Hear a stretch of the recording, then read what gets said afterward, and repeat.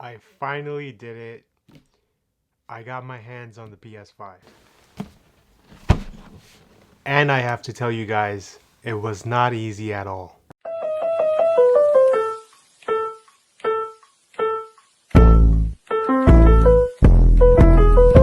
So I was actually one of the few people that managed to get the PS5 back in November. Interesting story. I struggled as much as all of you did to get your hands on the PS5. So I started off by trying to purchase it on Walmart, and it was the worst experience ever. That dog with the reindeer horns was like the worst. And Walmart did a terrible job fighting bots. So exactly at the drop, I was there precisely waiting for it to happen. All my information was saved in. I was ready to check out. And I would say within 5 minutes, all of their inventory was sold out because the bots had bought it. So luckily, what happened next was I heard about a drop happening at Best Buy, and but there was no confirmed time, which I think is a really smart move by Best Buy. So initially, people were saying the drop might happen around 9 p.m. Some said 3 a.m. Some said 5 a.m. I just got lucky, I guess. I woke up a few minutes before the drop. This was like around 4:30, I think, 4:30 or around that time. And I checked. It was not available. I checked a fellow YouTuber stream, and he was streaming live with his audience, and they confirmed that the drop is happening. So I managed to get my hands on one. I could have managed to get my hands on more, but I didn't want to hoard these and resell them for a profit because I feel like it's wrong, especially when a lot of you are patiently waiting. A lot of you want this for Christmas. So I ended up purchasing only one. Is the hype worth it? Is it really worth the hype? I'm not a full-time gamer. I'm a casual gamer. I game here and there. I've owned a PS4 before. And in short, yes, it is worth it. I would say they have made a lot of improvements on the PS5. And in this video, I'm going to go over some of the improvements and why I think you should ditch your PS4 and get your hands on the PS5. The design of the PS5 has been very controversial and a highly debated topic. Some people have stated that it looks like a Wi-Fi router. To me, it looks very futuristic. However, I'm not a fan of the white. I feel like if it was all matte black, it would have been better. But either way, it is a very big console. Whether you lay it horizontally or vertically, you will see how big it is in person. The plastic strip that's black that runs in the middle of the PS5 is a fingerprint and dust magnet.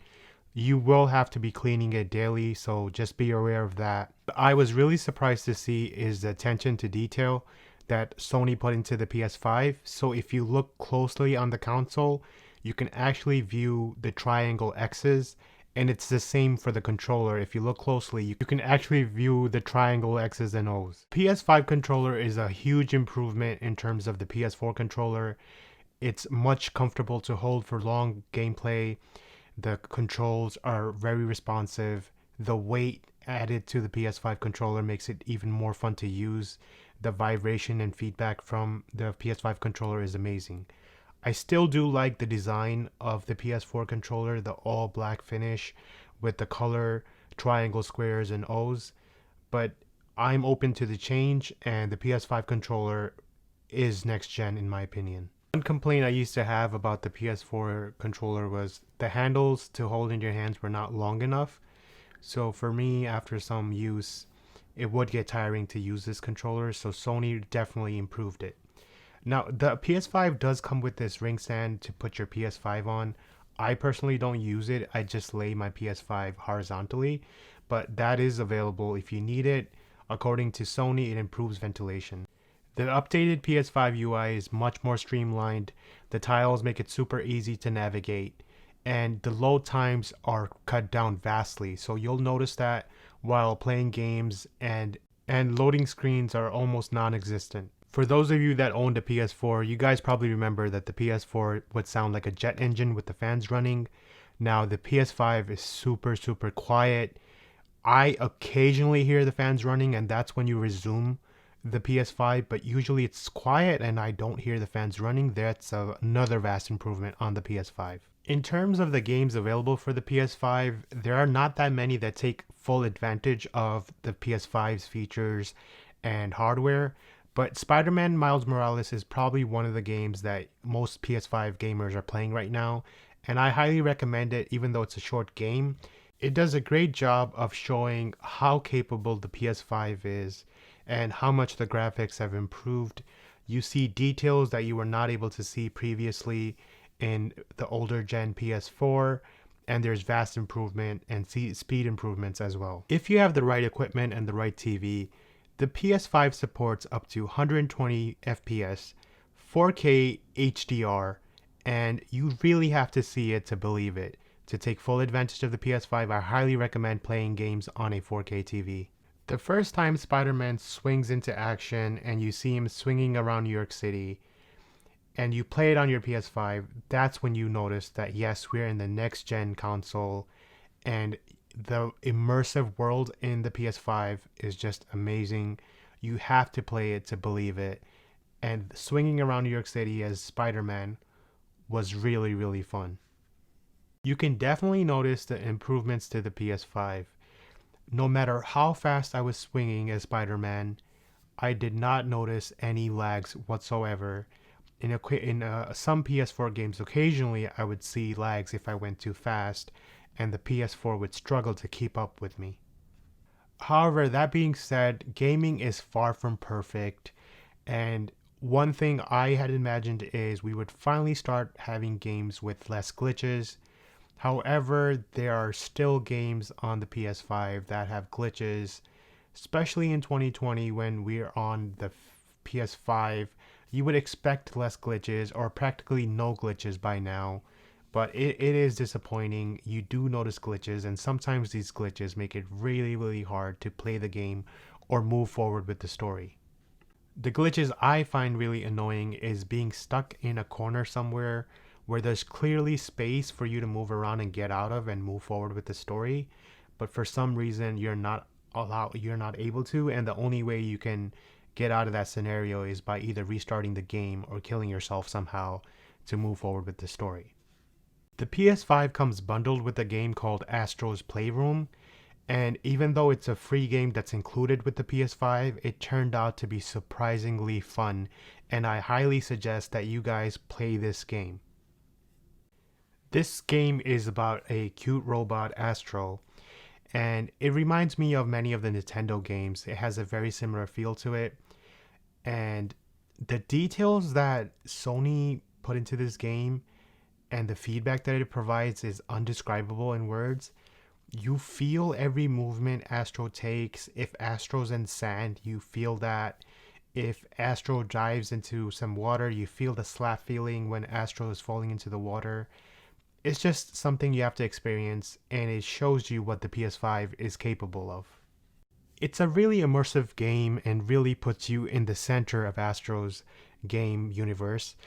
From the haptic feedback you feel from movements to the built-in DualSense mic that's in your controller, if you close your eyes, you actually feel like you're in the center of the game, and it's an experience you have to experience yourselves to understand what I'm talking about. I'm really curious to see how many of the future PS5 games being released will take full advantage of all the PS5 features and make the games really immersive. As of right now, Astro is the only one, but I'm hoping for the best, fingers crossed. Overall, the PS5 is a vast improvement over the PS4, especially the load times. Just to give you some perspective, Spider-Man Miles Morales takes 1 minute and 27 seconds on the PS4 and just 17 seconds on the PS5. Another popular game, Days Gone, which I've been playing, takes 2 minutes and 54 seconds on the PS4 and just 1 minute and 18 seconds. Now that's a huge difference. With an amazing new DualSense controller that packs a lot of features, quick loading games, and a more streamlined UI, I highly suggest getting the PS5. I am, however, disappointed about the storage space. There's only 667 gigabytes of storage space. I just feel like at this point, Sony just should have offered 1 terabyte like Xbox is, and it would have just made the users a lot more happier. So in conclusion, the PS5 is a vast improvement over the PS4, and it makes gaming a much better experience. Like from the small things. Now, the PS4 remote control was not bad at all. It was very comfortable to use. I find it more pleasing than the PS5 controller, but they've made the PS5 controller so much more comfortable. The size of it, the weight of it, it just feels a lot better in your hands. So holding this as it leans against the inner part of your hand, it's so much more comfortable to grip. I love the feedback it provides.